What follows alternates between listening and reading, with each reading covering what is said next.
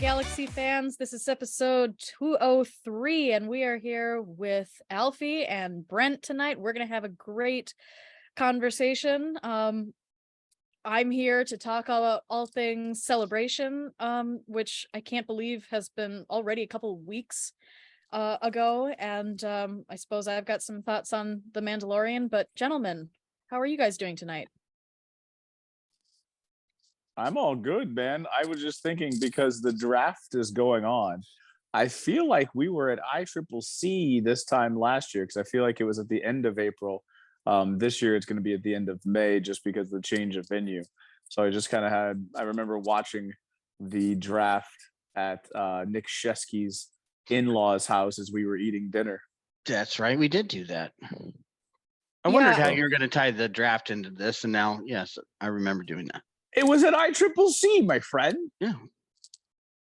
I remember that too. I can't remember, when was Celebration Anaheim last year? Was that before or after ICCC? I'm pretty sure it was after. Maybe I think it was after. Pretty close, right? Because I'm pretty sure that I went to ICCC and then it was afterwards that I went, oh, I guess I have another convention in less than a year in London, because a friend, the whole reason that I knew that I was going. I don't go to too many of these things. So, but I knew that I was going to that. Well, I mean, I haven't in the past, but I knew that as soon as they said London, I was like, I'm there, because the friend that I have always wanted to meet that I know from online lives in London, and we've always talked about getting together. And then when that came up, it was like, well, I guess this is it. So that was a fantastic reason to go and reason to meet her. Amazing how you can have such close friendships with people that you never see in person, and then getting together, it's kind of like, oh my gosh, you're real.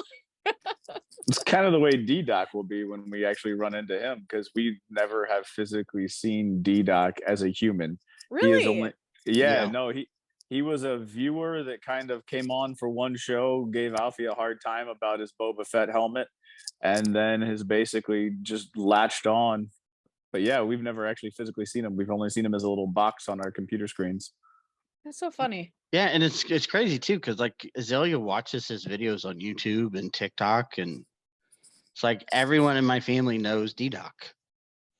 I mean, the thing is that it's honestly not that weird. Like, when I think about like, oh, I've got all of these friendships that I maintain via technology, but then I'm like, yeah, but all my real life friends don't live next to me either. So those are all things that I also manage through text and FaceTime. And it's kind of like, I mean, I'm glad that we're able to do that. There's nothing that can replace, friends and family being near you, but you can certainly maintain and grow friendships. Yeah, like you mentioned Discord. I'm still in a Discord chat from a Star Wars game that actually ended. Gosh, it has to have been 5 years ago that we all played together, and we've just, kept the chat open, and we send messages every day. Yeah, and I've never physically met any of them either. Yeah, that's what I think is so cool about it. Like I've got my little server that I started up when I first got into Clone Wars, and that was during the pandemic. Like that was at the height of the pandemic when we were all social distancing. And it's amazing how that group of people, like we, grew up around that server, but, then it's kind of like anything else that comes out, nerding out over Rings of Power coming out and just being there for each other in hard times. It's amazing that online friends can really still, they can't truly replace everything related to kind of incarnate friendship, but especially now with things like the Netflix watch parties, you can have movie nights literally together from afar. That's pretty cool. I did that this week with a friend, and I've never met this person, but it doesn't really matter. D-Doc says he watches Mandalorian through the Disney Plus version of that same thing. So him and his brother watch the Mandalorian together through the Disney Watch. Oh, that's right. Yeah, Disney's got that too. Yeah, I find that I've had some issues with that. So I think that's funny, because whenever I watch with somebody on Disney Plus or Netflix or Amazon Prime, instead of actually using the actual watcher, I'll sit there and we'll be on Discord and I'll be like, everybody ready? 5, 4, 3, 2, 1, sync. And that's how we watch it. So it works. So, but yeah, I mean, I guess you guys talked about the Mandalorian finale last week. Kind of sad to actually be able to wake up at a normal time today and not have to wake up super early before I go to work to watch a new episode. But you know, what was the thought last week as you guys kind of decompressed from that finale? I'll go first. I liked it a lot as an episode. I thought it was very lackluster as a season finale. Although I will say I watched it the second time I watched it, and let me just put it out there first. I had no expectations of Luke or any cameos or anything like that. I did not expect that. I just expected more of a, I don't know, spectacle of a finale, I guess. And I felt it was just, I don't know. It was very safe. It was good. It was fulfilling the second time I watched it, but the first time I just expected a little more, and I really didn't like that they kind of killed all the tension that was built up in the previous episode. Brent, what'd you think? Well, sorry, I slightly distracted. We have homework that I just found out we had to work on together. Isn't tonight, that great? So, right? I'm glad that I'm doing middle school, elementary school homework. It's been many years since I've been in there, but no, I try to help out as much as I can. So I was slightly distracted. I heard Alfie saying that it was lackluster. As a finale, not as an episode. I hear you. Like, I didn't say this on the last time we talked about it, but it almost feels like it's a middle level of a video game, and I almost feel like watching it. It wasn't like you would beat an epic battle the level before, and this is kind of like the one to get you to the next epic battle. Like this wasn't the culminating boss battle that you wanted. This was the one that was to lead up to another epic boss battle to come. If so, like, you know what I mean? It was kind of anticlimactic. You would wanted the Moth battle to be a lot better, but he just walks into fire. And that's why I feel like it's like one of those mid-level games of like a long game. And I also feels that way because they kept collecting different pieces and putting it together, and like you got the keys to the house. Like it almost felt like it was this just waypoint, a save. It was a save point. It wasn't a chapter ender type of a thing. I'm going to go the video game route with you here. This was a point in a video game where you can choose the easy path or the hard path, and they chose the easy path. I really think you probably could have had a whole nother season of this show retaking Mandalore and the Mandalorians and all this stuff and made it really great. Or you could wrap it up really fast and go on to Ahsoka in your movie. And they chose to wrap it up. So if even if you just don't go with the lore, just the episode itself. Okay. Oh no, like I said before, oh no, we're trapped in an Imperial base. Oh, that's okay, we just fly away. Oh no, these people that we found are spies. Oh no, they just made farms. We fly to their cave, you know. Oh no, the Mandalorian got captured. Oh, that's okay. He fought. 2 minutes later, he's free. Oh no, here's Moff Gideon's evil ultimate plan. That's okay. I just turned the power off. It doesn't matter anymore. I wish, and if you are listening to us, you really need to find us on YouTube at Rule the Galaxy YouTube channel, because Jess, I believe, 100% agrees with everything Alfie is saying, and she is trying every ounce of energy to hold in her true feelings, because she is just like covering her head in her hands. She, like, every time Alfie, she wants to talk, but then she stops and she's I'm giving people a chance. No, I got you. Like you're like, I want. And so go ahead. Okay, hit us with your best shot. You're unleashing me, okay? Absolutely. I could never imagine how upset I would be by the very ending that I wanted. This is everything I have ever wanted in terms of the Mandalore story. My girl, Bo-Katan Kryze, just completely reinvigorated her sister's legacy. They have taken the planet back. They are going to be a people again. And I'm going to tell you one thing right now, my anger is not mainly because they never thought that they had to mention Bo-Katan's sister. If they had, I think that it would have been a wonderful and revolutionary Star Wars storytelling moment to frame the whole story as this literally 40-year-long story between these two sisters, and the fact that Mandalore was lost and now has been regained. For whatever reason, they are unwilling to touch Satine, and I do not know why. Katie Sackhoff has said she doesn't know why. I don't get it. It seems even that, like, more than that, it's like they're not even willing to reference that era of Bo-Katan's life, and I don't know if that's because they're trying to make her younger than she is. That woman is at least 60 years old. There is no way around that. I think that's it.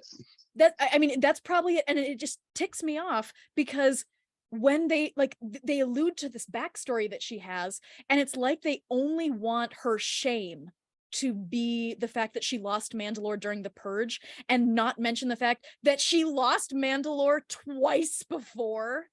And like even in the second to last episode, there's a moment where she says, "You're right. I was selfish, and this is what it wrought." And I want someone to tell me, if we're ignoring Bo-Katan's whole story from the Clone Wars and Rebels, what does that line mean? Because we have not seen her be selfish ever in regards to this story related to the Purge. She was totally humble, self-effacing. She humbled herself to give Moff Gideon the saber. Like, she cannot say that, like, you can't say that she was in any way selfish there. So I don't even know what they're trying to act like that line was about. But it just makes me so angry because this is exactly where I wanted the story to go. But this whole season and this finale in like specifically feels so hollow that I cannot be happy about it. It was, I don't know how Favreau screwed this up so badly. He is not ever going to win awards for his writing, but he has proven himself to be a good writer in the past. And like, I don't want to spend like the whole hour like giving a rerun of like what I would have done differently, but I'll just point out a couple things, like, you know, because I think that like when I'm on Twitter and I talk about these things, I think people just think that I'm nitpicking about things that like, oh, like Jessica's making a big deal out of something that like she just had expectations. And I'm like, no, I mean, I had hopes, but as a storyteller, what I really truly care about is not the ending. You could get me to any ending you want, and as long as you justify it, I will accept it. If Bo-Katan died, I would have accepted it if it had been justified. If, you know, I mean, I had my hopes. Like, I really thought that the armor was going to be the spy, and honestly, I still think she is. But all that you have to do, Star Wars is not brain science. It's not brain surgery. It's mythic storytelling. All you have to do is follow the beats of the hero's journey and then make things connect. That's all you have to do. And so, just a couple of things here. Like, when I complain about the fact that like character development was very hollow this season, think about the fact that like we had a couple of really good episodes where like we would call them bottle episodes. It's like the one where they're saving baby Vizsla from the giant space dinosaur. Like that like, as I was watching it, I was like, okay, this isn't the action that I was hoping for. Like, this is clearly a bottle episode. But like I got kind of excited when I kind of saw like that was the premise, because those episodes are fabulous for character development. And so what I was really hoping for is that in this moment, we're going to get this episode where Bo-Katan's going to learn about Children of the Watch. Children of the Watch are going to be asking questions of Bo-Katan, this woman who is a Mandalorian, who their leader has told them cannot exist, that she is a heretic. And so as I'm coming into that episode, I'm like, great, there's going to be tension up the wazoo in this episode. Din and Paz, they're always at each other's throats. Paz and Bo, he clearly latched onto her at that, the end of that episode when they first come to the covert. I was expecting all kinds of stuff there, especially because he is Paz Vizsla, and she, again, they are unwilling to talk at all about Bo-Katan's past. And so I'm sitting here going, are we finally going to find out how Paz Vizsla is related to Pre? This would be a great time to do that. Never happened. He claims that she's a heretic. That never gets brought up again. And then even more so, tension between Bo and the Armorer. Again, Bo thinks that this is a cult. The cult leader thinks that this woman here is basically poisoning the minds of her followers, or at least that's what I would have assumed that she was thinking, but that never comes up. And so then what happens is that we get no tension. Everybody's just best buddies. This is the My Little Pony friendship and sparkles season, because there's no tension. And then then they save little Ragnar from the dinosaur. It took a very long time to do that. I don't know how he wasn't eaten yet. But then the next episode, what do we get? We get Paz basically saying, this woman helped me find my son. Let's support her and the Tin Man and go and help Navarro. And automatically right there, I go, this would be so much stronger if we had seen tension between Paz and Bo. If they had started out, he's suspicious at first, and then he comes to her and he confronts her and he says, maybe he says something about like, I know who you are, or, something like that, like alluding to that past, that, maybe that connection with Pre Vizsla. He comes to her and he says, you're not a Mandalorian. I don't accept you. Like you're like, just having some of that tension there. And then he sees that she's helping him find his son anyway. And then that gratefulness and that gratitude and that ultimate recognition that even if I don't agree with this person, that this is somebody who is honorable and that I should follow. If we had gotten any of that, and we easily could have if the storytelling had been any more efficient in the dinosaur episode, then when he says, I think that we should support them, it would have hit harder.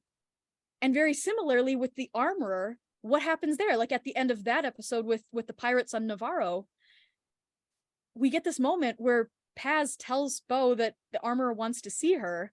And the way that it is on screen, it's meant to be a tense moment. We are supposed to wonder what's going on. Bo looks very uncomfortable, which is kind of funny because we haven't seen tension between these two characters. But there's this moment of tension, and then, they're alone. And this cult leader who Bo has humbly allowed herself to live like while she's with them, this cult leader immediately others her and says, take off your helmet. Other yourself and defy the first creed that we as a group have. And Bo kind of goes like, what? Like, what are you doing? And she's just like, do you respect my station? And I'm just like, lady, this is a former Mandalore here. Like Bo-Katan Kryze has her own authority that you're not recognizing, but you're not telling her what your plan is. And so Bo does take off her helmet, and what happens? She basically just says, I believe you saw the mythosaur. All of my tenets that I've always professed, that other Mandalorians other people who take off their helmets are not Mandalorians, supposedly goes out the window.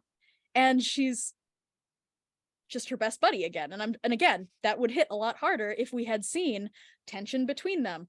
You're poisoning the minds of my followers. You are from a heretic family. You don't actually believe what we profess. Oh, you're going to help us find this child who's a part of our family? That's really nice. Like, there's all of this stuff that could be there for the character moments, but there wasn't.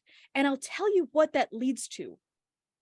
it gets us to the end of this story. And honestly, I still feel like the armorer is a spy, not because they've set it up that way, but because what they have given us, I don't really believe that she's changed her mind. We have been given no reason to believe that this woman thinks that Bo-Katan and her followers are Mandalorians.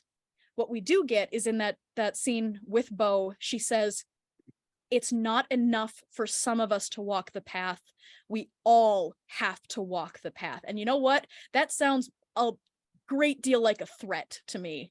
That sounds like a woman. Like I was so sure that she was the spy because I thought for sure this is the way she is. She is pretending to be Bo-Katan's friend. She's pretending to be her supporter. She's saying that she believes that this is a new era for Mandalore. She's going to bring all of the Mandalorians together on the planet, something that Moff Gideon thanks Bo-Katan for doing.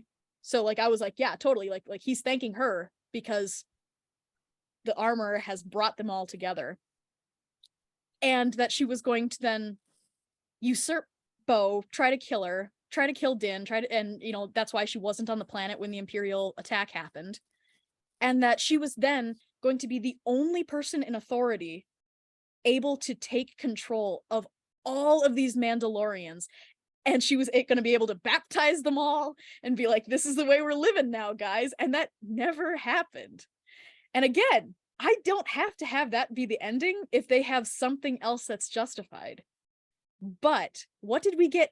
What did we get instead? Again, we got the My Little Pony Friendship and Sparkles edition, where there is no other spy. They're all friends. Axe is a friend, even though Axe was ready to, you know, punch Bo's face in. The survivors, who I didn't really buy anybody's idea that the survivors would be the spies because I just didn't think that would be at all dramatic. We just met them. Paz died. That was about the biggest thing that happened in this entire finale. But what did we get? We got all these Mandalorians who just came together and recognized each other's Mandalorianism. And that's it. They took back their planet, and now they're living, you know, 2 worlds, 1 family, like in Tarzan. That's right. That's it. I just, like I said, I agree. Exactly I think it needed more in the middle to set the ending up, in my opinion. I enjoyed the Dr. Pershing episode. I enjoyed the Lizzo episode, but that took out such big chunks of time of when you could be having a lot more of the character development between the Mandalorians and the tension between the two factions. I really just feel like this was a quick wrap up to get to the next phase of the story. Yep. I think at one point, I feel that at one point there probably was a lot more, and it got condensed down because of desires to mold it all together eventually with what's going to come. I say that I didn't really want cameos, but I still kind of wish that at least the Delphi Squadron, Blue Squadron, or whoever from the New Republic would have shown up, because I don't know. I hate that like they set Mandalore up to be the same independent planet that it was in the Clone Wars. I know there's a part of me that likes that, and then there's another part of me that wishes they would be part of the bigger story, which I know they can't because of the sequels. So, I mean, I guess I'm not really surprised, and I just answered my own question there, but I don't know. I would have liked to have seen more, and I get where they're kind of going with this, and keeping them independent is they've basically made them Wakanda to be alone to face like Thrawn's force or whatever. That way he doesn't fight the New Republic, and it makes sense to why this isn't mentioned in the sequels, but I don't know. I really just would have liked to see more Mandalorian culture kind of stuff. Yeah, me too, because it was so inefficient. Like, we could have learned a whole lot more about Mandalorian culture if they had just been talking to each other. Right. I mentioned that, I'm not sure if I mentioned it on this podcast, but I had mentioned before, halfway through the season, when I started to get these frustrations.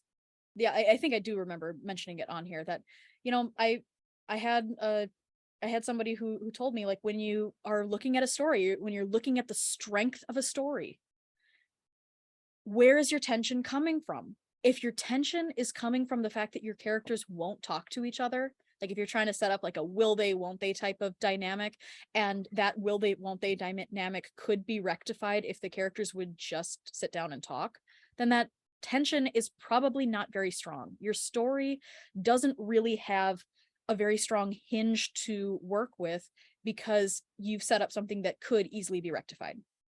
What's so funny about this show is that it was the exact opposite. There was no tension because the characters there was no tension because the characters weren't talking, but that wasn't rectified either. And like I said, like that just really bugs me because the whole premise of this is that we set up this idea that Din is part of a cult and Bo-Katan is not. And season 2 was all about Din kind of realizing that there are other kinds of Mandalorians who look very differently from him. He learned about foundlings. He learned about Bo, who's part of this royal family, this very biological Mandalorian. And instead of following through to the proper ending of that setup, we didn't get any of that. And we just kind of got the sense of like, well, they're all good. And I just think that it's really funny that like you mentioned the side, you know, the side quest episodes where it's like, you know, this thing with the episode with Dr. Pershing, you know, then there's the dinosaur episode, and then we get the Duchess episode. Still angry about that. I swear to God that you know, knowing what I know about the titling of these episodes, I swear they were gonna call that episode the Duchess, and it would have just driven me bonkers. Mm-hmm. I just can't believe that Favreau. I mean, this is not going over his head. He was pre-Vizsla. He's been with this story since the very beginning. But it's like, okay, we're gonna have a Duchess who is both a royal ruler and a elected official who lives in a dome, who desires peace, who exiles criminals to their moon. That's Satine. Yeah. I don't understand it. I don't get it. But the thing is that like those two episodes, the Dr. Pershing episode and the Duchess episode, I'll tell you how immediate, like real quickly, how do you make the ending feel retroactively much heavier and give more weight to the season in general? Watch this. Din gets captured. He is taken and he's tortured, and the helmet comes off, which those were all leaks. Like that was apparently what was supposed to happen. And he's about to get mind flayed. You know, a lot of people thought like that was the end point of this anyway. And I agree, that would have been really dramatic and really great. And it also would have given us the feeling of like that episode with Dr. Pershing actually holds more weight now, because we realize that seeing that with him makes it happening to Din that much weightier. And then you get Bo coming in to try to rescue him. Maybe he's been mind flayed, maybe he's not, but that rescue is so much more dramatic. You have the Mandalorians, you know, working together, and goodness gracious, maybe they start to think that there's a spy amongst themselves. They start accusing each other. Bo accuses Axe, and Axe accuses the armorer, and all of these kinds of things. And then it comes out, no, none of them were the spies. You know who the spy was? The Baron from the Duchess episode. You know why? Because he's an ex-Imperial who has the exact same insignia that Elia Kane and all of the other Imperials had. He knew that Bo was planning to take Mandalore back. He's got the ear of Moff Gideon, and so he talks to Gideon and gets him to go to the planet. And then you could still have the happy-go-lucky everybody wins ending where all of the Mandalorians are good, but then you've still got the spy. You've still got a lot more weight in the idea that they have been betrayed by someone. And you retroactively give so much more weight to that whole droid episode with Christopher Lloyd. I just don't get why, when you have 8 episodes, and these episodes are basically sitcom length now, why you wouldn't do everything in your power to make this storytelling as efficient as you possibly can. I don't get it. I agree. And I was kind of waiting for the Baron to come back into the story a little bit, or something from that episode to affect the story on a bigger level.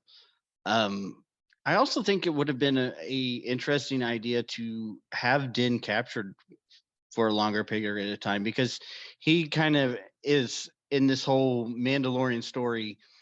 To me, he seems like the neutral guy who is always kind of keeping the peace between the groups. So if you take him out, I think you could have more room for this kind of tension, like what you've been talking about between the two groups. I think that's a great idea. And I also I thought that that's where they were going anyway, because I thought that that was the whole plan, to maybe keep Pedro Pascal out of the next season for a bit. Maybe he remains captured. And you've got Grogu becoming so close to Bo. I thought for sure that they were going to be setting it up like, you know, it's going to be them for a little while. And that would have been really cute when they finally are able to come back together. And, you know, he you know, it's just, it's nice because like that whole premise would have been, it wouldn't have been possible in previous seasons. We would never want to see Grogu separated from his dad without someone else, because he wasn't close to anybody else. So the idea of like, you know, I mean, just every single episode, he gets a little bit closer and closer until he's literally sitting in her lap in the gauntlet. That was I love so that. cute. And I just thought for sure that that was going to be leading to something in terms of what they were setting up for the next season. And instead, what did we get? I mean, gosh, again, from a character point, why set up things that you're not going to follow up on?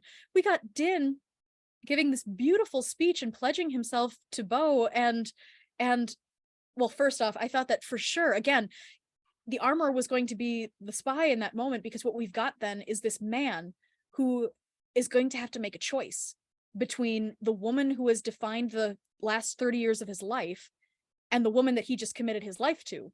And I thought, again, great premise, right? Nothing came of it. But even less than that, he wasn't even at the forge lighting ceremony. He just dips out of there. They don't even get a goodbye. And so again, I sit here and I go, they got their planet back. This is what I wanted. Why do I feel so empty? Right. It also would have been a really great vehicle for the next season to give Grogu like the motivation to become a badass Mandalorian, that by, you know, the time they do free him or whatever, you know, he's a different Grogu, you know, when they break Din out. I'm agreeing with you too here about not using the things that they set up, because like the chest plate never came into the story. You rebuild IG-11 for him to last, you know, a half of an episode, or you know, more than that. He made it to the next episode, but then was destroyed again and then rebuilt again. But I don't know. I mean, IG-11 there are is things I really liked about this episode as an episode, but as a series finale, I just didn't care for it. And I know people are going to say, well, that's just your expectations as a, you know, a viewer and you're spoiled, but I'm sorry that television has been formatted in such a way that any series finale of a show, you're going to expect a little bit more than it just being so safely tied up into a nice, neat little bow, ready to go on to like the next phase. Well, you keep saying series finale. Season 4 is basically confirmed. I mean, I'm sorry. I mean season finale is what I meant. meant. But I don't me, blame you, because it feels like it, doesn't it? Yes, and I know that's why I keep having that slip of the tongue, because that was my point, is that it does. There was a sense with me that if this show just ended, I probably would have been more satisfied than if it was knowing that it was going to go on. I don't know what to say to that either, because I'm kind of the same way. Like it feels like a series finale. It feels like the most unsatisfying series finale that I have ever seen. And again, that's not my expectations. It's the desire for a good story. You can tell me whatever story you want, just make it good. And you're absolutely right that like the chest plate, I'm sorry, that is set up to allow Grogu to save Din or Bo or someone and have them think that he's dead, and to be able to have that moment of terror. And they never did that. IG-11, I hate that they keep bringing him back, because I just don't personally think that he's that important. But I like, the one thing that I did like is that when I watched the second to the last episode, like this is as a storyteller thinking about kind of the technical aspects of like why you include certain elements. Immediately after Grogu got legs, I knew that Din and Grogu would be separated by the end of the episode, because the only reason that you introduce an element like that is to allow for Grogu to not have to be carried around by him. I had the same feeling when I watched Force Awakens, and as soon as Rey knew how to easily pilot the Millennium Falcon, immediately I was like, Chewie or Han is not making it out, because they can't have that many people who can pilot the Millennium Falcon. Right. That's just like, that mechanics of storytelling. But I just don't understand why you introduce these elements that make it seem like you're setting up a mythic story if you're not going to follow through on it. I completely agree. I was very disappointed that the chest plate didn't come into some point of the story. And you brought it up, and I know Brent doesn't want to talk about this, but you brought it up about Pedro Pascal not being in, being able to not be in the next season. Have you found, I know you have to have heard all of these interviews that Katie Sackhoff has given in the past few days. Do you not find it funny that she never refers to Pedro and I, but that she constantly says Brendan and I talked about this, or Brendan and I acted this out, or Brendan and I did this on, after she makes a point a couple times about people saying that Din and Bo are, being shipped. And she says, well, Brendan and I did this off, camera once we found this out. Or I find it kind of funny that she never, I won't say that she never does, but that I have not heard such an emphasis on her saying Pedro and I. Well, she's not. And it's not a surprise to me, because this has always been the case. I mean, literally, Pedro Pascal, when he signed on to do The Mandalorian, he hit the jackpot.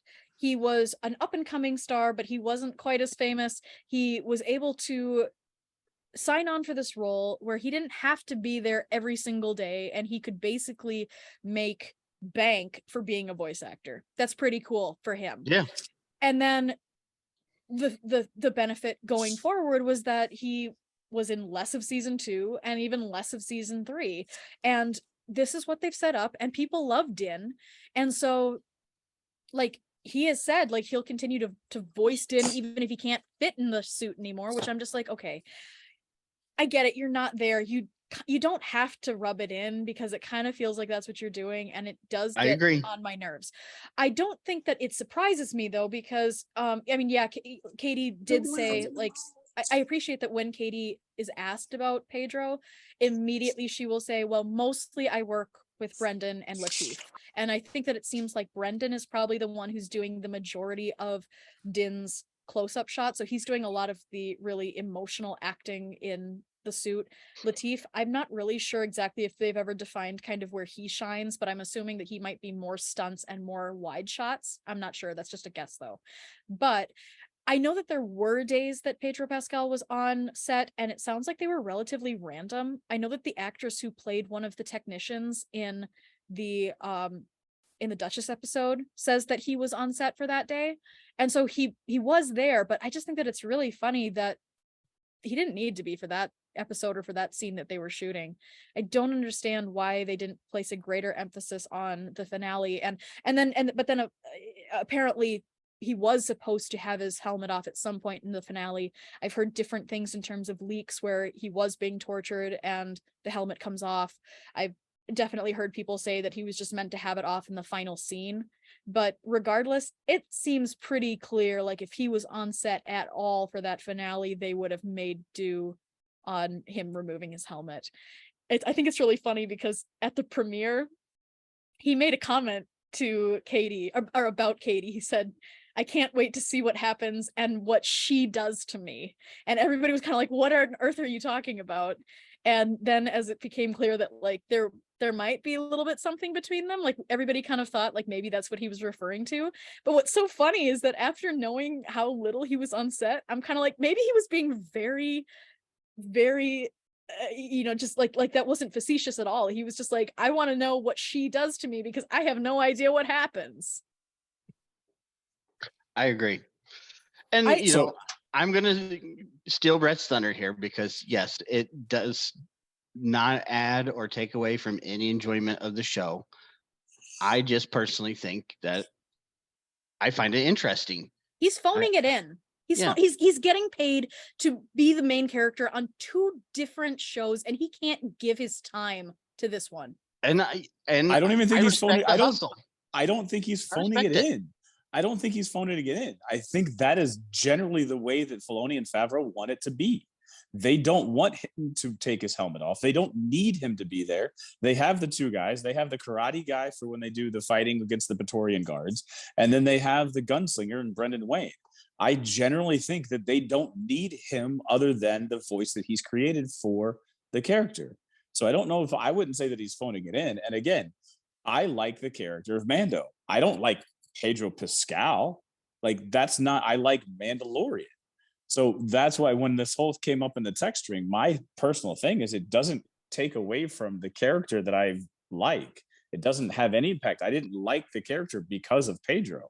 I had no idea who Pedro was. If I liked it because of Pedro, I would have liked 1984 because of the character of Pedro Pascal on that. And his character there was, I thought, awful. You don't have to like everything an actor does, but like the integrity of the character relies on there being a consensus on who this character is. And I for one am always there saying Din Djarin is 3 people, and these Pedro Pascal stans who want to say like, oh no, his stunt doubles aren't doing anything. I'm like, no, when you tune into this show, you are not watching Pedro, you are watching Brendan and Lateef in this suit. And so like I'm cool with that, but what I dislike is the fact that ultimately, when you start to have this complication of these 3 different actors playing them, Brendan clearly, for example here, in all of Katie's interviews, she refers to her and Brendan when it comes to this setting up of the Din and Bo relationship. That moment on the boat, Brendan has said that, I mean, I'm not really sure what he was referring to, because Brendan made a comment about how there was a scene coming up, and this was before that episode aired, that was like emotionally, and then he said, and physically, like a big deal. And so like when he said that, like we were all expecting something bigger. It seems like then Katie was referring to that scene as well and said that like the kiss that they did was just a joke. Like it wasn't ever meant to be like a real take, which I'm more inclined to agree with. But regardless, this is where you start to get little fractures in the character, because Brendan is going to be the one playing him next season. And then he is going to be bringing a different element of Bo and Din's relationship than what Pedro might be bringing with his voice acting. And that's what bugs me when we start to see that breakdown of the character. I apologize. I'm going to have to sign off. Thank you guys. Have a good night. See you, Brent. And I think that's where I get a little, where I find it so interesting, because like in these Katie interviews, she's basically kind of saying, I don't know why Whoops. you're getting upset. How do I turn him off? I think that did it. Remove. It basically sounds like her and Brendan are working out future plot points, and it's like, well, shouldn't that be her and Pedro? I mean, and I agree. Does it take away from it? No, really, because I like Mando. But the more I hear, the more I know I'm going to get annoyed when I see Pedro Pascal as the face of Star Wars, knowing that he's not really a part of the show as much as everybody else is being portrayed. And I think that's exactly my problem too. It is not a problem with Pedro. He's, like I said, he hit the jackpot with this role, and I understand why he's doing what he's doing. I don't really fault him for that. Oh no, me either. Not 100%. I don't fault him at all. I think he's done a great job with the character so far. I think that the bigger issue is exactly like what we were kind of saying. Like, it's when interviewers come to Katie and say, "How's Pedro on set?" and she has to say, "He's not really there." And it's him being this enormous force in Star Wars, but he's not giving quite what everybody else is. And the fact that like Katie Sackhoff has said like yeah, she's got a stunt double, but for almost all scenes she is on set, she is doing the work, she is in that suit, even in those episodes where she never takes her helmet off.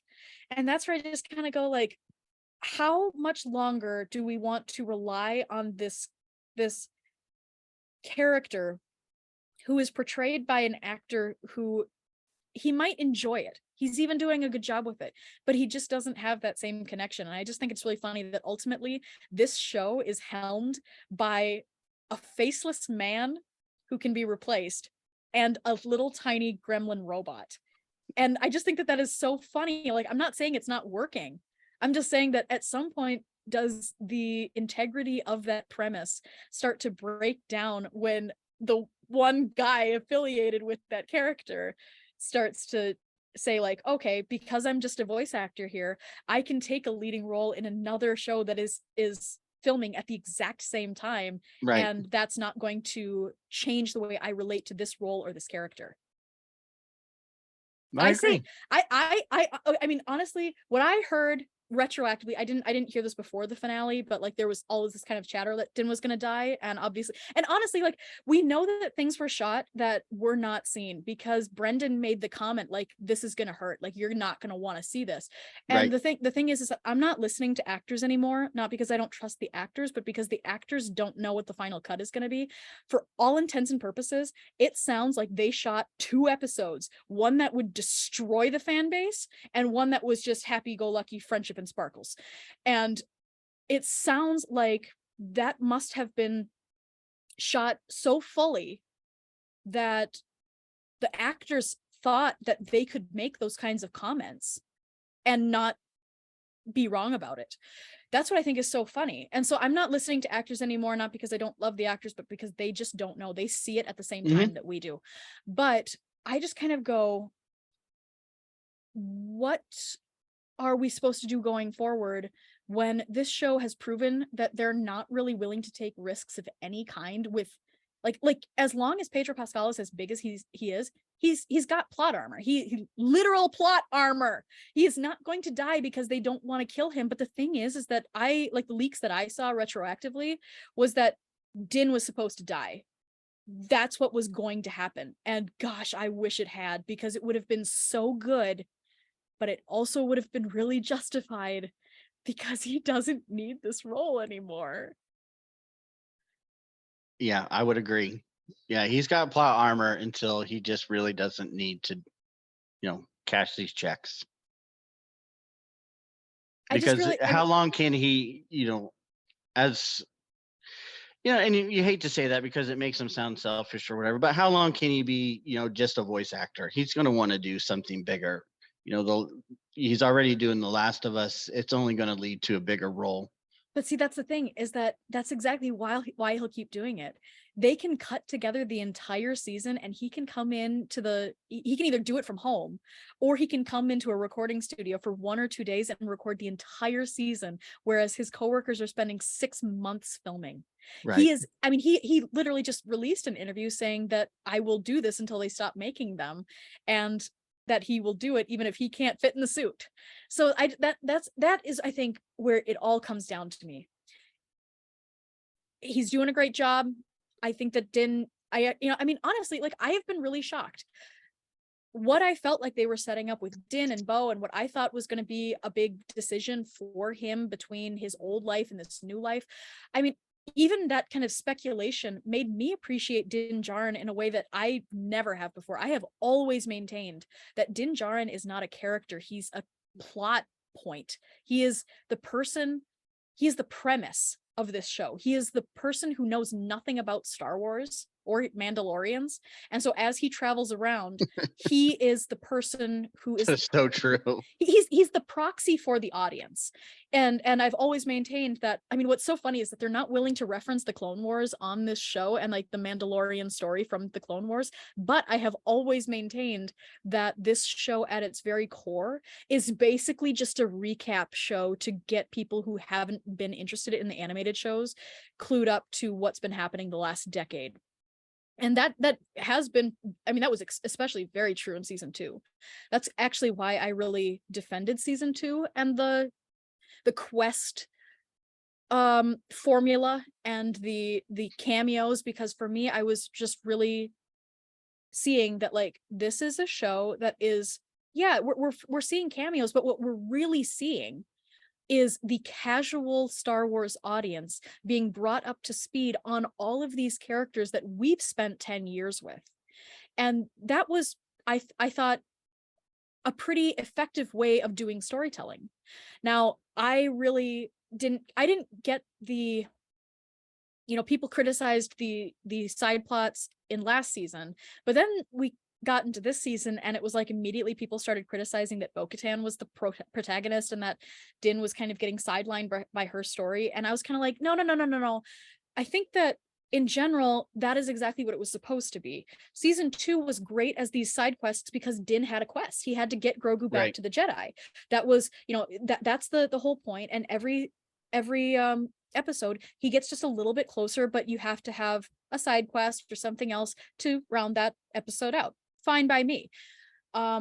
He succeeded in that quest, but as soon as Grogu is back with him, that quest ceases to exist. The actual storytelling reason for just kind of traipsing around the galaxy with his kid stops being the reason why he would do that. So in my mind, I saw, great, season 2 is quest and side plots. Season 3 is plot. Season 3 is mythos.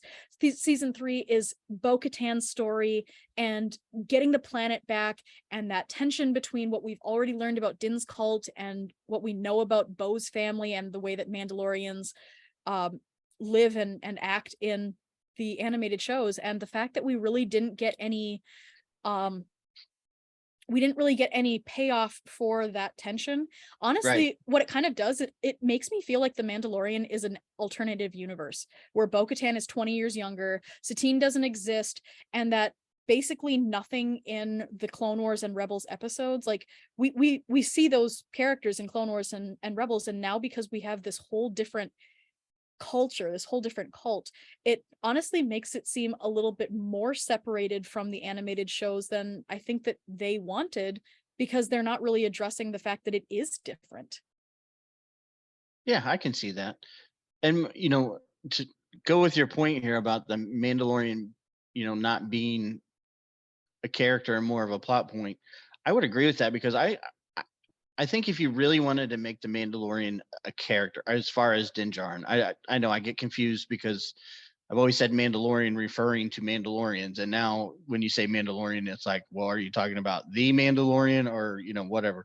But if you had treated this triangle of Din Djarin, the armor, and Bo-Katan in more not necessarily as an adult as it was, but more in like a Game of Thrones style of storytelling. Yep. Where they're allies because they're trying to take Mandalore, but you never know who it is that's scheming behind, because you have the Children of the Watch on one side, and then you have the classic Clone Wars Mandalorians, and they're working together, but you never know which one it is that's going to stab you in the back. I think that would have set up Din Djarin in the middle of this and made him more of an actual character.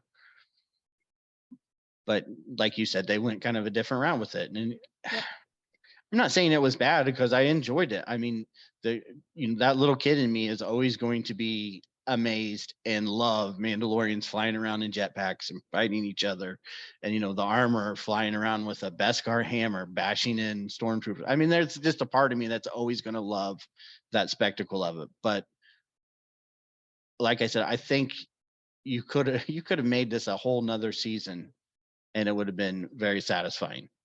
You could have, and it could have been another season. I think it should have been another season. It should have ended with Din captured by Moff Gideon.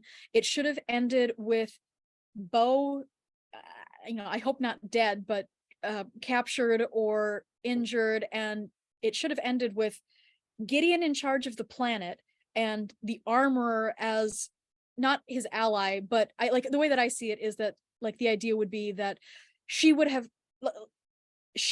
knows that Bo-Katan is the greatest threat to her little cult and their way of life. So in order to get rid of her without getting her hands dirty, she goes to Gideon because she knows that he's got beef with her and that he can get rid of her. And so that's the whole reason why I thought for sure she's just pretending to be Bo's ally. She's going to get him to the planet. She gets off the planet with the survivors, kills Paz, kills Bo, or in her mind, she's going to kill Paz, kill Bo, kill Din. She's going to be the only person left with authority. So in that, I like you said, like it's that Game of Thrones, it's that tension, it's that feeling that everybody, it's the feeling that even though we're not getting a lot of character development, that there's still a lot going on in the characters' heads.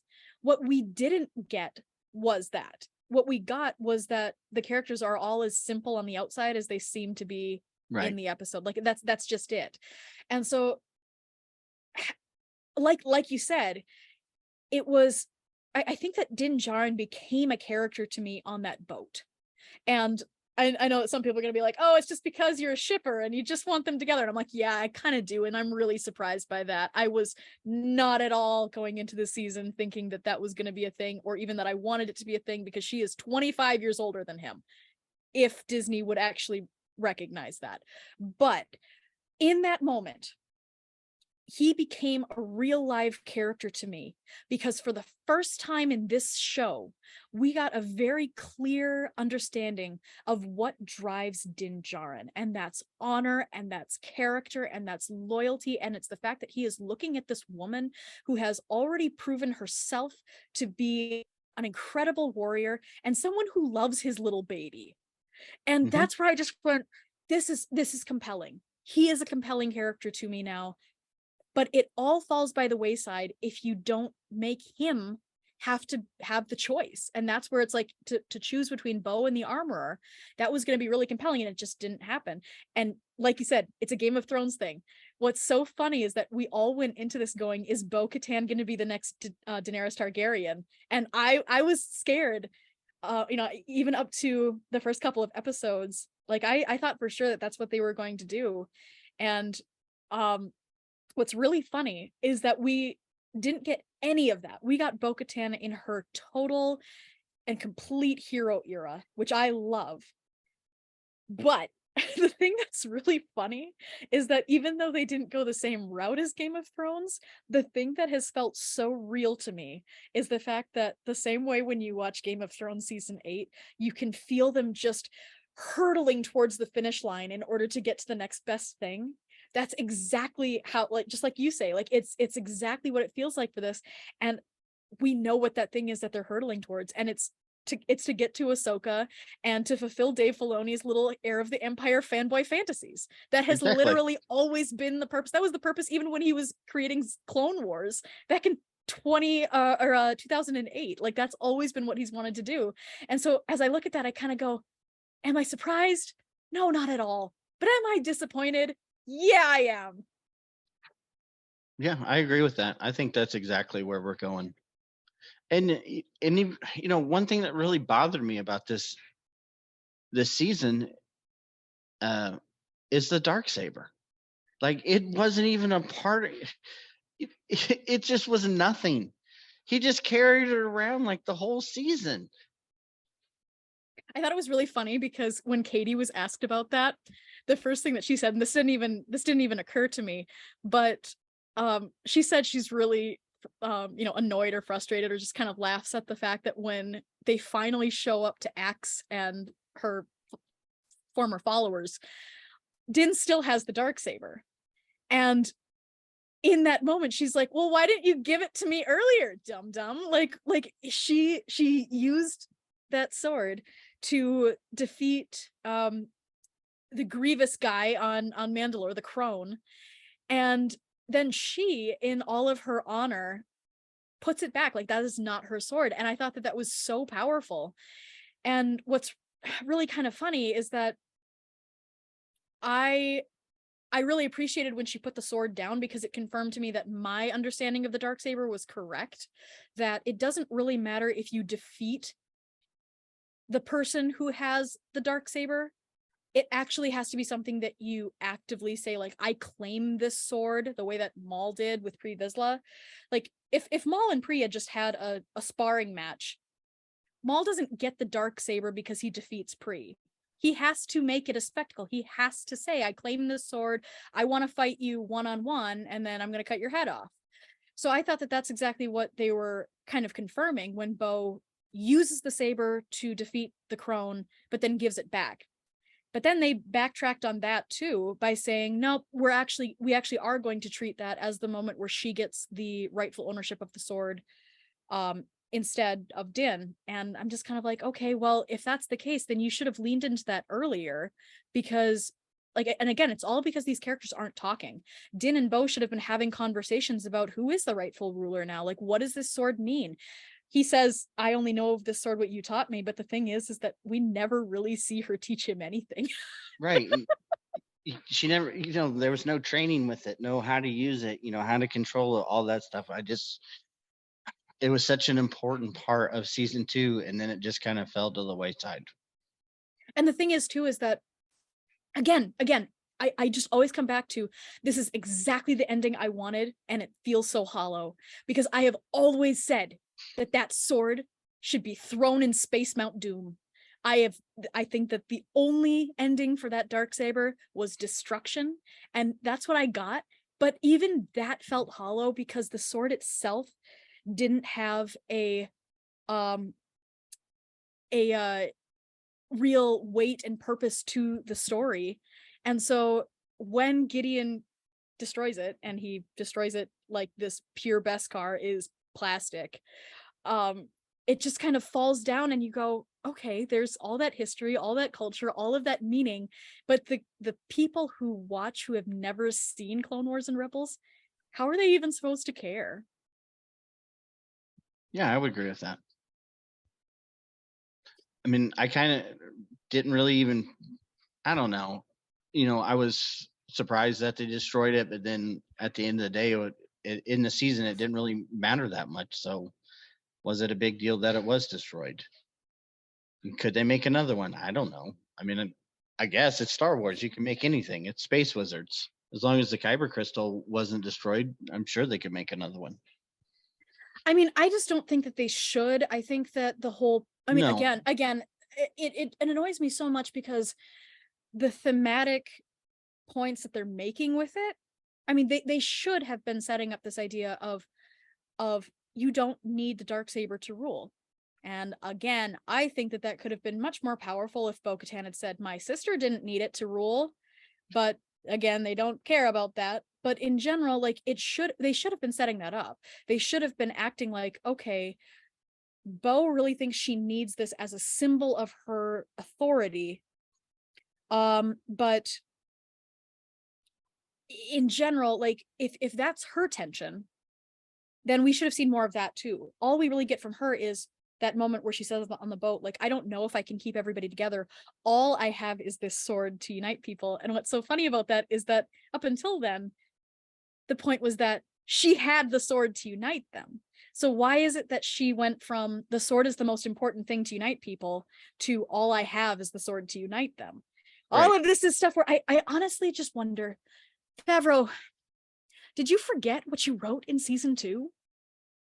It doesn't make sense to me what he set up as the premise for Mandalore, Bo-Katan's whole MO, and like what she wants. I think I mentioned this a long time ago when the season was first starting, that it bugs me that regardless of whether Bo had the saber or not, the changes that Favreau made at the beginning of season 3 took away Bo-Katan's reason for doing everything, because in season 2 she didn't believe that Mandalore was poisoned, and then in season 3 she refuses to go with Din to the planet at first because she believes that it's poisoned. It's not hard. This is not brain surgery. Jon Favreau, I know that you can do this. So I just don't, I mean, if this is what we can expect, and like I'm honestly scared for Ahsoka. I know that she's Dave's baby, but first off, this is Star Wars and he has to learn to let go, because she's everywhere and he needs to kill his baby, but he won't. But also, he's not a very good writer and he's not a very good director. He, in my mind, is very much like George Lucas, and they're, I think, relatively good big picture idea people, and neither one of them are at their best if they're the ones bringing their visions to pass. Right, I would agree with that. I think that Dave should find a writer for Ahsoka, and I think that he should find directors to do that as well, because I just don't think that we can expect anything very well, I mean, I don't think that we can expect anything very novel and exciting in terms of the actual creation of this show. And unfortunately, I don't really know if I can expect much more than what we got from this season of Mando, which was disappointing in its own regard. But I guess that's the master Padawan. That's John being Dave's Padawan too. So yeah, I don't know. We'll see what happens. I agree with you on all those points there. And this is the fanboy in me. Like you saying, you got the ending that you wanted and you're disappointed by it a little bit. One thing that really irks me about this whole Mandalore story, and I know it's going to sound silly, but it kills me inside, is that kid, playing with Star Wars toys, that Boba Fett is no longer a Mandalorian. Like, if you would have gone back in time and talked to me about this, vision, which I would be 1000% excited for, but then say, oh yeah, by the time we get there, we've written Boba Fett out and he's not really a Mandalorian anymore. That just there's just this little part of me that gets eaten away by that every time we go back to Mandalore.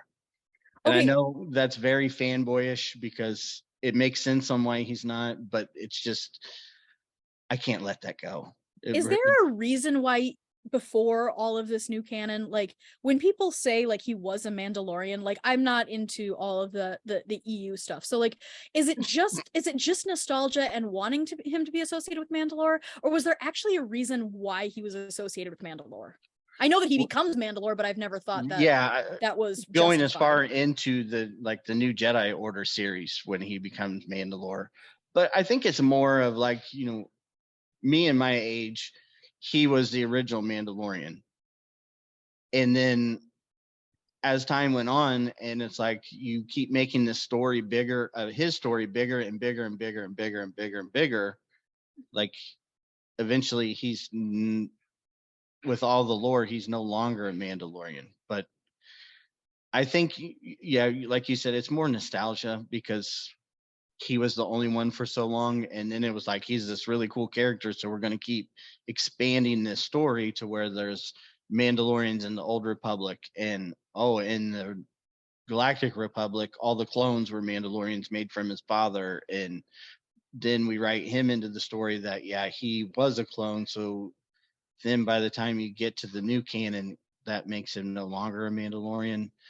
I don't know that he was ever actually one, other than he was just the premise for the Mandalorian culture. Does that make more sense? Oh yeah. I mean, I know what happened. I mean, I understand that. I mean, it was George saying Jango's not a Mandalorian, and Dave didn't like that either. So even back in 2008, Dave was there's an interview from 2008 where Dave says, or not 2008, 2010, which is when the Mandalore plot premiered. Where he says, George told me Jango Fett is not a Mandalorian, and you can tell that he's kind of I don't like that. Yeah. But being the dutiful, creator of George Lucas's vision, he put that in there, but he made sure to give that line to Almec as an understanding that maybe he is the one who just doesn't believe that he's a Mandalorian. And even in that same interview, he says, in the comic books, I believe that Jango Fett was a foundling, that he was adopted into the society. And so you can see that even then Dave is putting together this framework of how he can still be a Mandalorian without being a biological Mandalorian the way that Satine was. And so that's always there. And what's actually really funny, and this is something that most people don't know, but I only know it because I read everything from Clone Wars era on, is that even when the official word was that Jango Fett was not a Mandalorian, there are a bunch of books, mostly junior novels and comic books, that still establish that he is a Mandalorian. And it just really makes me laugh because they never would have said that outright officially, but they were still using that in a lot of the literature. And so you can see right from the beginning that Dave had this literally decade-long plan. I mean, he didn't know that he was going to eventually be able to bring it to pass, but it was always his hope to bring it back to that. My question though is more along the lines of, okay, so that takes care of Jango, but see, okay, and I'm just gonna say I don't have the nostalgia for these characters. So for me, like, it's just like, okay, I think that they're interesting characters. I just don't think that they're interesting because of Mandalore. So for me, it's like, okay, Django, we reestablish that he is a Mandalorian foundling, and you can, and I assume that they are basically recanonizing all of the comics in terms of Jaster and Death Watch Right. and Tor Vizsla and all of these kinds of things. But for me, it's the fact that Django is a pretty individualistic mercenary who leaves Mandalore, who basically just goes and he wants to make his own way in the universe, and he allows himself to be cloned. He works with the Republic, so which is something that Mandalorians would not have considered an honorable thing anyway. He becomes a mercenary and a bounty hunter, again, not very honorable things. And then we've got Boba, who follows in his footsteps. So I guess my question is, and again, like, kind of separating from nostalgia, convince me if you can, like is there a reason that I should appreciate Boba and Django as Mandalorians as opposed to simply people who came from that culture? Like, do we have any sense that Boba has even ever been around other Mandalorians other than the clones? No. Okay. I just wanted to make sure. I would agree with that one.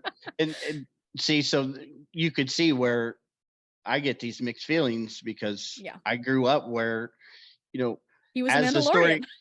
He was the Mandalorian, and you keep writing his story to make it even bigger and better. And by the time you get done with it, you're like, oh, well, crap, we just wrote him all the way out.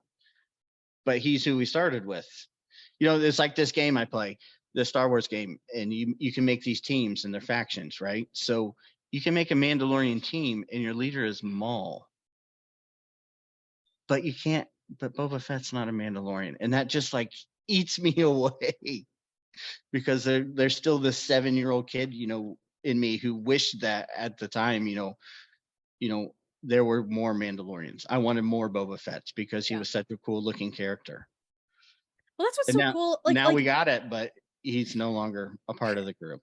Yeah, I mean, it's I definitely think it's kind of a strange situation where, like, this franchise has always existed in that realm of, like, George Lucas is the maker, but then, he gave us 3 movies, and then he was okay with people adding to the story, and he was always kind of like, fine, it's there, whatever. Like, it, some of it played into stuff that he brought in later, and a lot of it didn't. And I think that that's okay, but it does kind of get to the fact that, like, this is a franchise where there's always going to be those discrepancies and retcons, because this isn't like Lord of the Rings, where basically everything that exists comes from the mind of one man who just, obsessively created and then not only like revised but re-revised different elements of this story because he wanted it all to fit together in all of its complexities. And I honestly don't know which one is better, because I kind of do like the fact that, like, Star Wars is something that can continue. Lord of the Rings, I mean, like, we're getting things like Rings of Power, but in general, the idea is that there is a canon. Like, there's the mind of the maker and then the mind of his son. And I think that in general, the exploration that happens is happening in, like, kind of a lesser place than that creation. Star Wars has always been a little bit differently because we have George Lucas and we still have him, but if we were just looking to him, then this franchise would be dead in the water. And so now what do we do when it's like, not only have we relied on writers and, video game designers and all of these people, but now it's kind of like we're in this era where we're never getting George Lucas back. Right. Dave Filoni is the new maker, and on the one hand, I appreciate that because it allows the franchise to continue, but I do think that, like, it's a complex thing. You have this, you still, like, kind of bear those wounds of Boba Fett, and I'm feeling that same way when it comes to Satine. And what's so funny is that for me, it's the same creators. Come on, Dave, you're the one. Okay, I never really thought about. Yeah, it is kind of a similar situation. Yeah, because it's stuff that every fan is going to latch onto one thing, and unfortunately the person creating it doesn't necessarily latch on either to that character or in the same way, which is again kind of the problem when everybody latches onto Boba Fett, but then George says, okay, I still like this character, but he's not who you think he is. And in my case, it's like, well, Dave, you created Satine. Like, I mean, I don't know if he really wanted to. I think that was more, again, George Lucas and Henry Gilroy were kind of the ones who were like, let's give Obi-Wan a love interest. But he was her character, or she was his character. Like he created that story. So I just kind of go like, what do you do when the character, or when the creators that you trust become the ones who betray you? Yeah, that's good. That's really good. Yeah, because even this season, if there was going to be any cameos this season, I really expected Boba Fett to show up. With what you did in the Book of Boba Fett as making them, very similar to what you said about the dialogue on the boat. Mando and Boba had that same type of dialogue and connection in that Burnout casino about honor and, do you really believe in that stuff? And then Boba says, well, that's good. Let's go to war together. And man, that would have been some, in my opinion, maybe it's a stupid idea, but I thought it would be some good tension between the two groups to drop in a non-Mandalorian, whatever, however you want to define him. And Mando's like, hey, this guy will help us out in a pinch, whatever. No, it's not a bad idea. You know why? Because your idea is so much more easily justified by what they set up than what they gave us. They have, I thought it was like transitioning to that. Well, that's the thing, is that they have R5 there. We see R5 watching them go onto this planet. R5 is there, and R5 has a connection to the Republic and to Teva.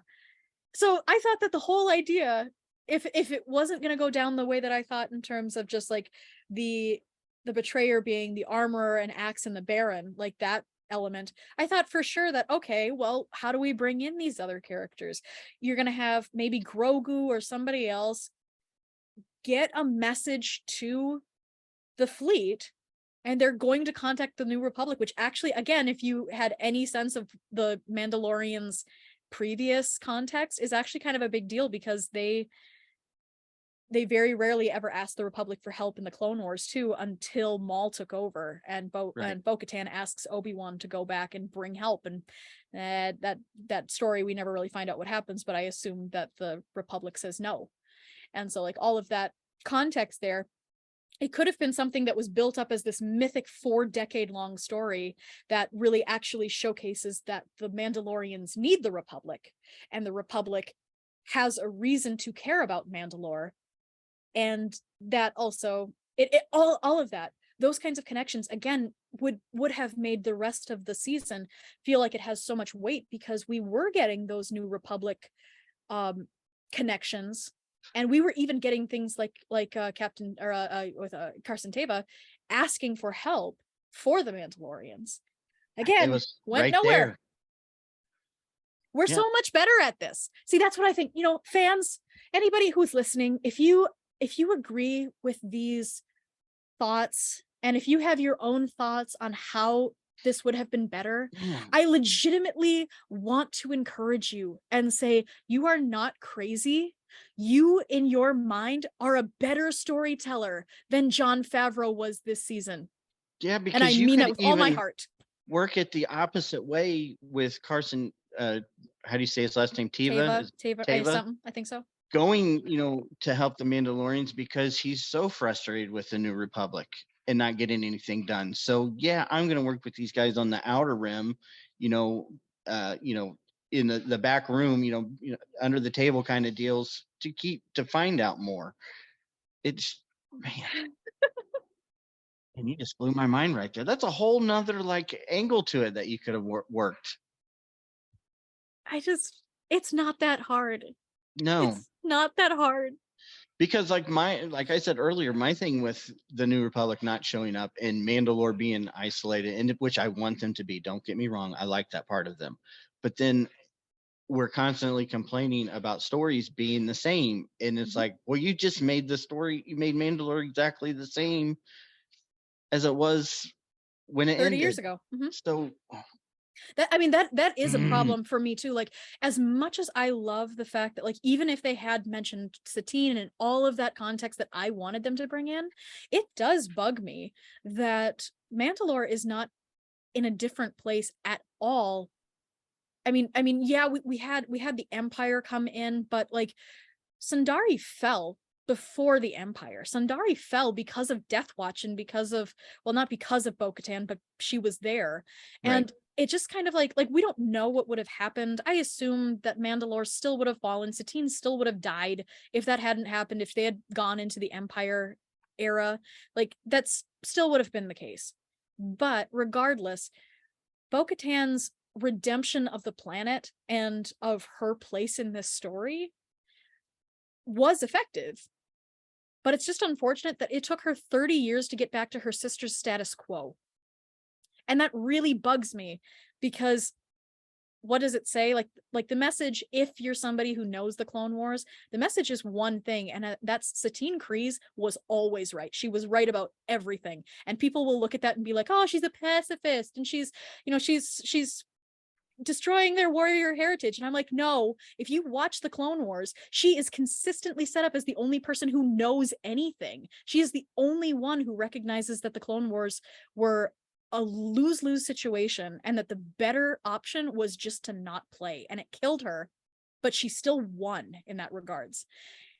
And so not only do they not bring that aspect into Bo fighting to redeem her sister's legacy, but what they do succeed in doing is getting back to the very place that it was when Satine was in power. And I just think that that's kind of ironic. That's not true. The one thing is that, in spite of the fact that the planet was glassed, now things are starting to regrow. I don't know how that works. I don't know how the glassing woke up all of these monsters under Sundari, which apparently had just been hibernating under that domed city. And I'm sitting here going, that would have been a fun Clone Wars arc to get the Mythosaur and that Grievous guy. Jon Favreau really likes his monsters. There are a lot of monsters this I don't season. get it. Why? Tell a good story. You don't need monsters. I think it's to make up for the lack of a good story. Not that it wasn't good. As much as I talked down about it, I enjoyed it. But yes, you can enjoy a story that's not good, and it can still be not good. I'm gonna say it. I don't think the story in this season was very good. I thought it was just definitely not as deep as I thought it was going to go. It barely scratched the surface of any conflict between two different ideologies coming together and fighting for a common cause. I hate to compare other shows, but that's what we do because it's the easiest thing to do. I really expected some, Game of Thrones type stuff between the leaders of the groups. Even if you think back to Game of Thrones, like even the Northern Army that we were in a show where no one is good, we kind of thought they were the good guys, but you had your Rose Bolton, who was, he fought for the good guys, but he was bad. I expected more of those types of Mandalorian leaders, vying for the influence of Din or trying to get the Darksaber themselves to become Mandalore. Or how about even Paz, who tried to take it from him in Boba Fett? Right. So much good tension. So many. Again, I'm just so frustrated because I really did not connect with these characters prior to this season. That wasn't the fault of the show. It's just that for me, my Mandalore is not the Mandalore that they were talking about. But all of these characters really became compelling to me this season because, as we've talked about, the potential for the tension and the character development, it just felt to me like it was all there. Every single one of these main characters had a different and compelling reason to be at odds with all of the other characters. And they did not focus on a single one of them. I would agree. Also, how about finish that. I would think, as much as the Book of Boba Fett we talk about, or at least I do, I think it was very hampered by COVID and seemed like a bunch of different things that were filmed and then tried to make the best out of what you had and make something cohesive out of it. I think, to me, and I'm going to keep harping on this point, I feel like this season we really had something built up for the Mandalore storyline, and it got cut way down to go to Ahsoka and Heir to the Empire. But what's so funny about that is that I totally agree, but when I think about, I just keep using the word inefficiency. This storytelling was not efficient even with what we were given. I mean, 8 episodes isn't a lot of time, but you could have told a compelling and efficiently written story that keeps these characters at odds with each other, that, that focuses, maybe that's what you needed to do, is just focus on Mandalore and not bring in the New Republic story. And we didn't need to see who rescued Grogu. I loved that moment, but we didn't need to see that and take up that time if it would have been a reason to make this story more deeper with these characters that we're supposed to care about. And I also think that the big thing here too is just that it seems like they were not willing to make any decisions about the characters, i.e. setting people up who could have been spies, and there's no spy, setting up these character tensions and just not addressing them, and suddenly everybody's friends. How about also the fact that, like, what message are we supposed to take away from the show in regards to Din and his cult? We've had this show from the get-go. Like, we know, especially people who knew Clone Wars, knew Rebels, we knew that this was not mainstream Mandalorian culture. We always had this sense that there was something different about this covert because they're not living as the Mandalorians that we've seen in the Clone Wars. Season 2, we get that thrown in our face because Bo tells him straight out, you're in a cult. It's called the Children of the Watch, and you broke away from Mandalorian society. You don't take your helmets off. Like, this is not what other people do. And then we got the Armorer reaffirming in Boba Fett that she thinks that Bo-Katan and the whole Kryze family are heretics. And at the end there, what are we supposed to walk away with our understanding of what Din's covert is? You either could have had the Armorer coming to the understanding that she was wrong and her tenets are wrong and that there is a different way to be a Mandalorian, or you could have Bo-Katan coming to the realization that, for whatever reason, her assumptions about this cult were incorrect and that they're not a cult, they're just a different sect of society. We didn't get either of that.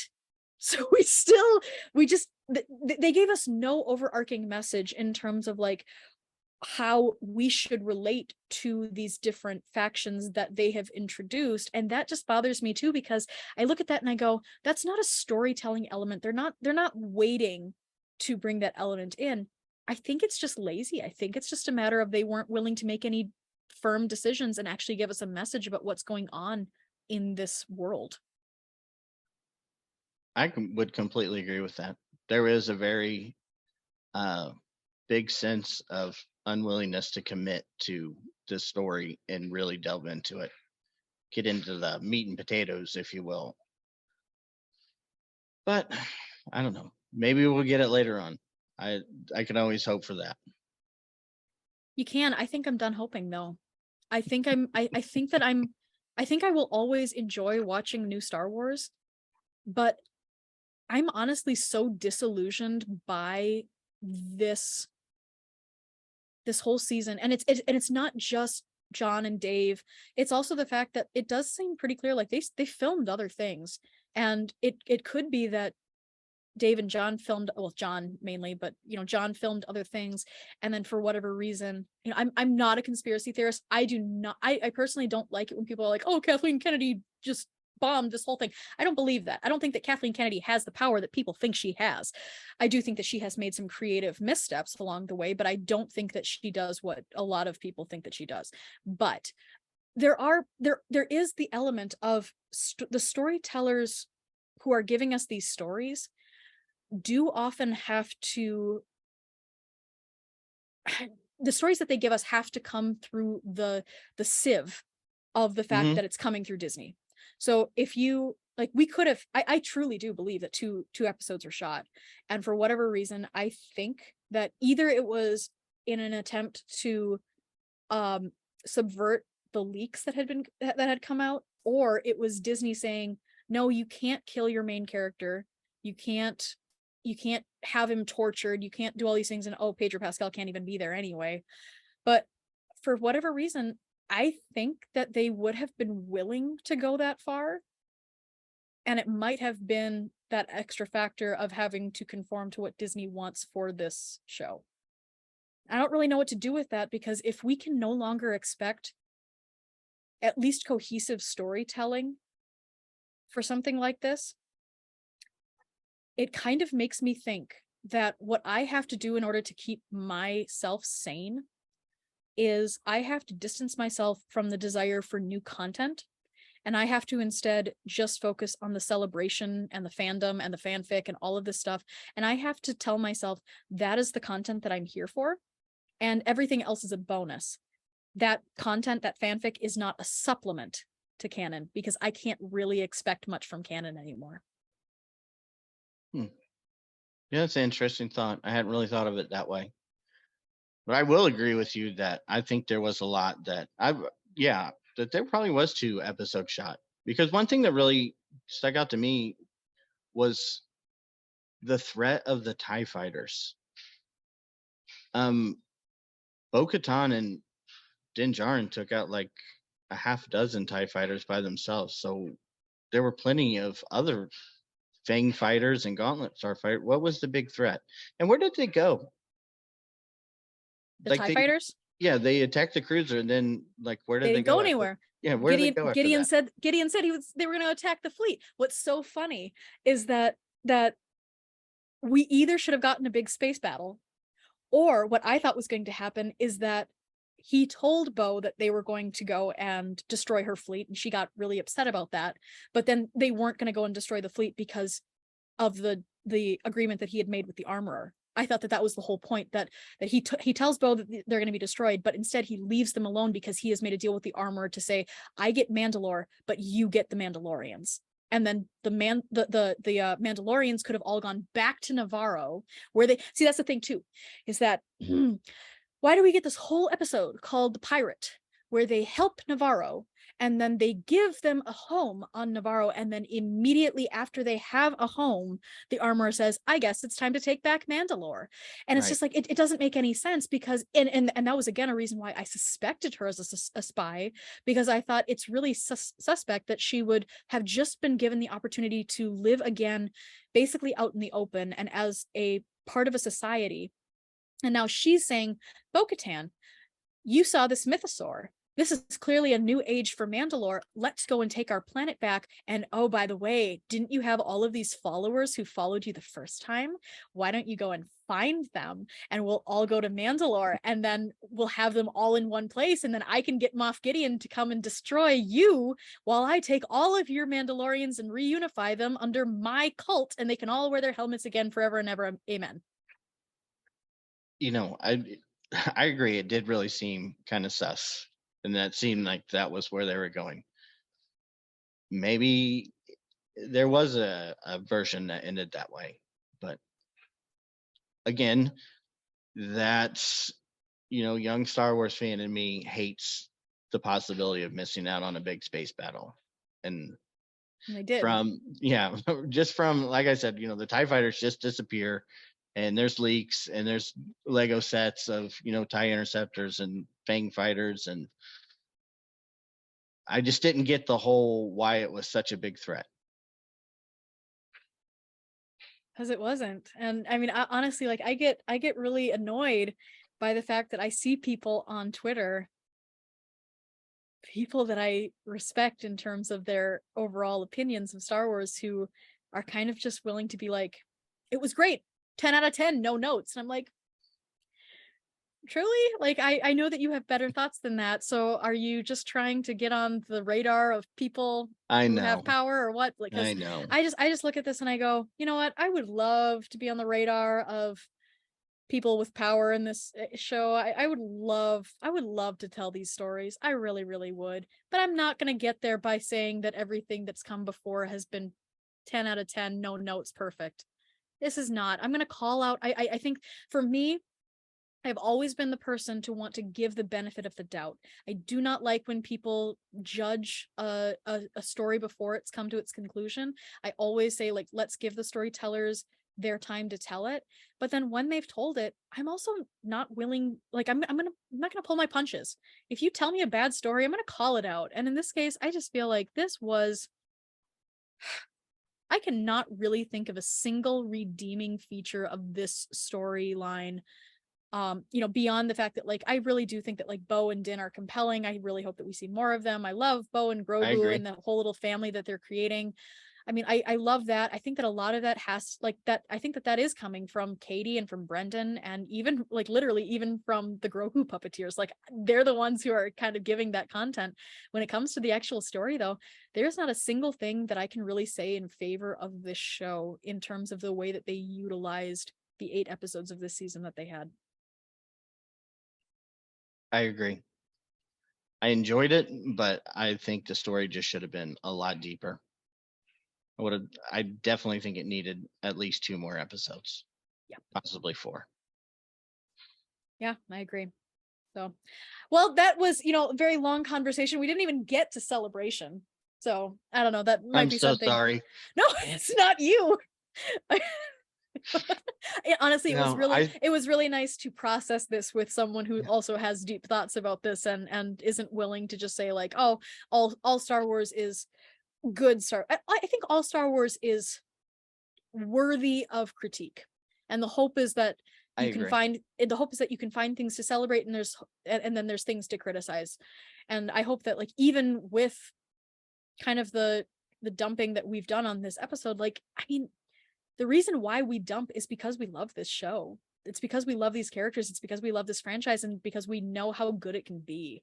So, I hope that, to our listeners, I hope that comes through, that the criticism that we're offering here is not meant to solely tear down.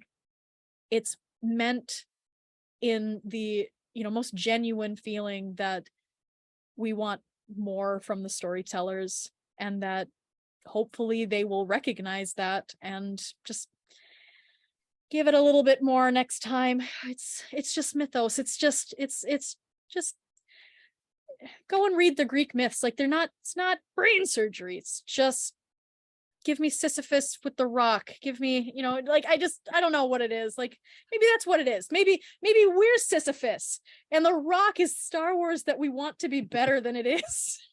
We keep getting disappointed. I know. I always say the same thing because it does sound like I'm overly critical, but it all comes from just loving the story, loving these characters. I mean, I'm the first one to admit when I first started reading about the Mandalorian and what it was going to be about, I thought, oh, this just doesn't sound good at all. I'm not into it. And then I saw the trailer and I've been hooked ever since. I love Din Djarin. I love Grogu. I love all these Mandalorian characters. I'm so, the amount of enjoyment from finally seeing the Mandalorian storyline in live action, it's indescribable to me, but I just wish it had been just a little deeper. Yeah. And like I said, maybe we will go back to that at some point. There's always that possibility. For sure. I mean, I'm hoping that it'll still be a background point in the next season. We've heard that the next season is Din more. It kind of sounds like it'll be more of the side quest thing, in terms of he's just taking, these different assignments for the New Republic, and I'm sure is going to lead pretty quickly into this stuff with Thrawn. But I'm hoping that the Mandalorian context that we just came from is still going to be part of that background. I hope that we still see, I guess Bo's like her sister now, and she's probably not going to have a reason to leave the planet since she rules it. But I still hope that she's able to. I still want to see Katie Sackhoff be able to, be a badass and do lots of stuff. So she rocked it this season. I really hate that this season did not do her justice, because she was just a shining star. And in spite of the fact that Pedro wasn't there, like, I thought that, like, again, I like these characters. I really, really do. In fact, I'm surprised by how much I like a lot of these characters now. I want a good story for them. So I've never been, I hate to say this to you, I've never been a big Bo-Katan person, but her with the Darksaber, flying with the jetpack, I was in. That's so it. good. You know, it's so good. So good. So good. Well, I mean, I'm sure that we'll have lots more to say, even later on. I'm sure that this is the kind of thing where it's like you continue to think on these things, and the reaction that you had the day afterwards is, it your point of view might not change, but you sure think about it a lot. So Yeah, at that's least my I problem is I can never stop thinking about it. do. I know. So I mean, hopefully we will be able to have new things to look forward to. I mean, again, I mean, I struggle with the fact that like my expectations are just kind of lowered. Like that's just kind of how it is. Hopefully that's not the case forever. Really excited for Andor again. I really love that. But I'll admit, like for me, like the idea of looking forward to Ahsoka really isn't the it's not the excitement that I think it is for some other people. But I do think that it'll be good to focus on a different aspect of Star Wars than The Mandalorian. I will also say that I'm very excited to just kind of not have Star Wars right now. I missed being able to get up and see my little clan of 3 yesterday. But I think that we need a break because we've had constant Star Wars on Wednesday mornings. I mean, how long has it been? We got Obi-Wan in last summer, Andor, Obi-Wan, Bad Batch, Mando. Am I forgetting anything? It's been constant. Yeah, it's been pretty steady. Yeah, no, I think that this is a good time to have a little bit of a break, and hopefully hopefully Ahsoka will be worth it, and that we'll kind of be a little bit perked up for it. One thing that I will be interested in seeing, because I am the Star Wars guy where I work, so everyone asks me questions every Wednesday to Thursday. It's constant Mando talk. Hey, can you explain this to me? Can you, what about this? Blah, blah, blah. I will be paying more attention to see how much, if any, is discussed about any of the other series.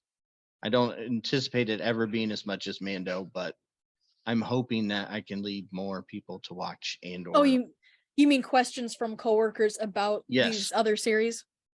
Yeah. I mean, I suppose that Mando was special in that it was the thing that everybody tuned into to see what it was going to be like for Disney Plus. I'm hoping it leads to more people watching Ahsoka, and then watching Ahsoka, going back and watching other things. So just be curious something to keep I'll be keeping an eye on.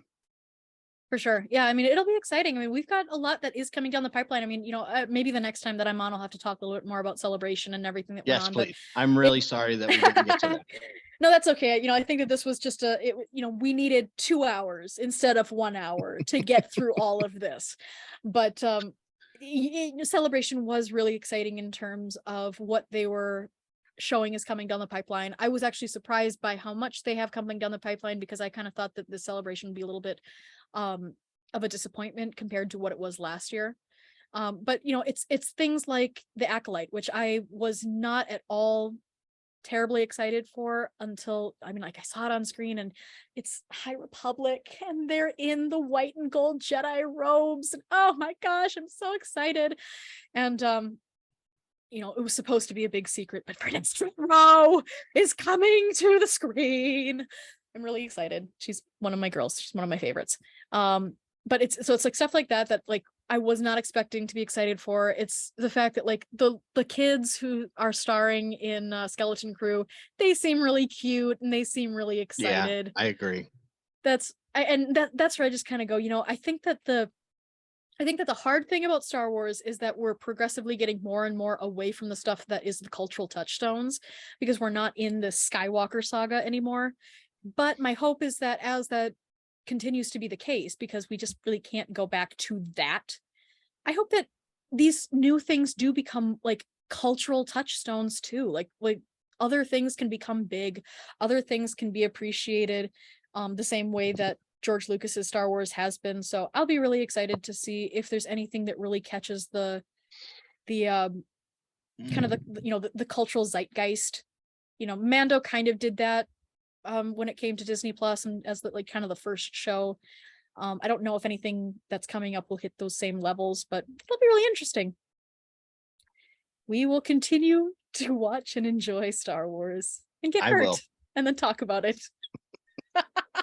Obsess over it nonstop. That's right.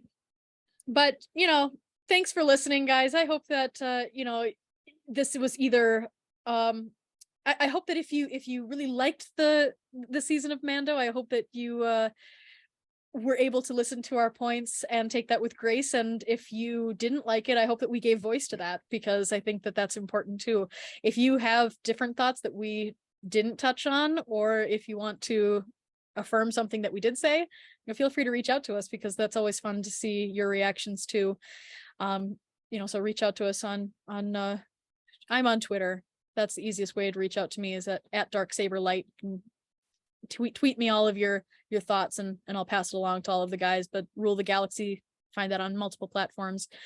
And I think that we'll be back next week with more celebration of this franchise that we love so much. Have a wonderful night, and may the Force be with you all.